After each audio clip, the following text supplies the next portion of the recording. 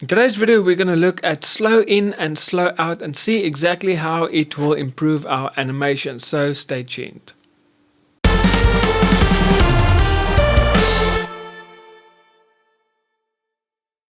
Hey guys, my name is Eon and welcome to my Start Animating YouTube channel, the channel that is specifically aimed at everyone that is new to animation. And if that is you, welcome, you are at the right place. So make sure you hit that subscribe button and also click on that little notification bell so that you can get notified every week when I upload a brand new video.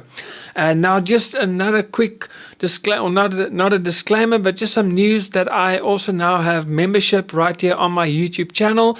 I've got 2 tiers available. So feel free to click on that join button as well to see the 2 different tiers available. I've made it very, very affordable to everyone. So make sure you check it out, and that way you can also help support this channel. Now today we're going to look at slow in and slow out and how it improves your animation. And if you don't know about slow in and slow out, basically, it's one of the 12 principles of animation, and if you want to learn more about these principles, I created a whole playlist. You can just go check it out there, and I've went into detail on each principle of animation. But today we're going to look at slow in and slow out and how it works. Now, just to summarize quickly what slow in and slow out is. Basically, when a car moves, let's say he's going to drive 40 miles per hour. So if he stands still, he's not going to start off with 40 miles per hour. He's going to start off slow, and then he's going to accelerate until he reaches that speed. And once he reaches that speed, if he's going to stop, he's not going to stop dead. He's going to slow down and stop. So that is just a quick way to describe slow in and slow out. So let's quickly look here at our animation. So here I've got a car, and if we go to transform, he's just basically gonna drive up to there. And if I'm gonna press play, this one will start off and it will slow down. Okay, so that is basically what we want. So let's just remove that animation, or that, let's just make it linear. Okay, so that's what we want. So let's close that. So if I press play, that is not natural. It starts off and then it just stops. That is not how a car moves naturally. Okay, so let's go, let's close this, and we go to the second one, and then we apply slow in and slow out with this one. Transition curve, slow in, slow out. So now you can see it starts off slow, reaches maximum speed, and then it slows down to stop. Okay, so that is more natural. So if we compare the two, then you'll see the one looks just a lot more natural. So let's press play. Okay, so that is just a quick explanation of how it works, but let's apply something quickly. I've created this one. So basically what happens is it will drive, it will stop for a few seconds, and then it will take off again. Okay, so let's just have a look. Okay, so there it will stop, it will, and there it will start again. Okay, so let's have a look and see. If I'm gonna press play, that just doesn't look normal. Okay, I'm sure you will agree with me. So let's have a look at the second one. Okay, so what we're gonna do now here, we are going to make it decelerate, and then there we're gonna make it accelerate. Okay, so basically what's going to happen, imagine there is a traffic light or a stop street or stop sign, and it will drive, slowly stop, and then it will take off again. So if we press play, there it stops, and there it pulls away again.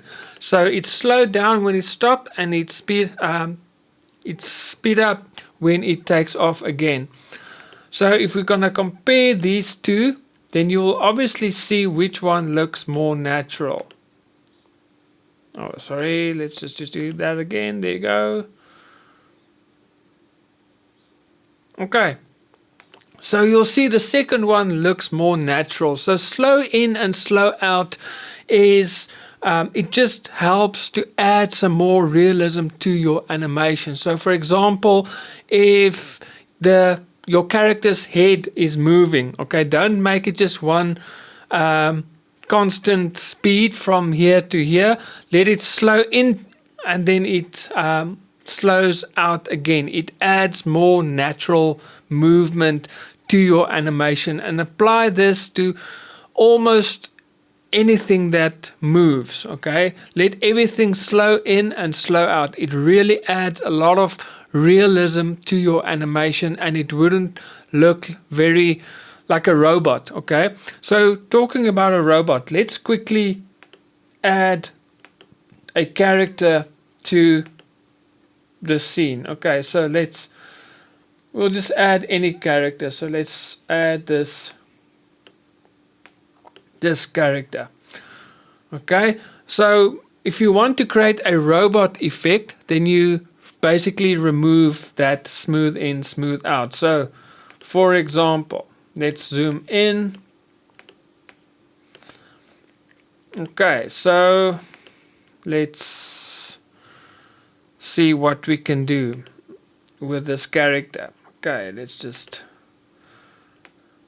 take that down a bit, and same with this arm. Okay, so let's go to frame 10 and we do that. Frame 20, we can do that, but we can maybe also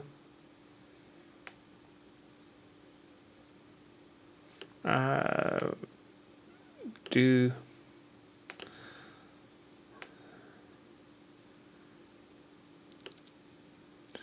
that. So basically I'm just adding static movement like so, and there it will go. We can drop this arm, so this will have no slow in and slow out. And then there, let's just have a look quickly, and da da da. So you can see that's almost like the robot dance. It doesn't look natural. If you want your character to look like a robot, then you don't use slow in and slow out. So you'll see it just doesn't look real nice. Okay, but if we're gonna start adding slow in, slow out, now you will really start to see a real difference to this animation. So let's add slow in, slow out to everything.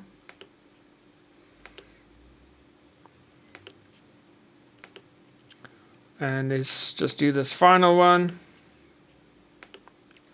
Okay, that has it. Okay, so if I press play now, it kind of looks a little bit more realistic, and it doesn't look like a robot moving.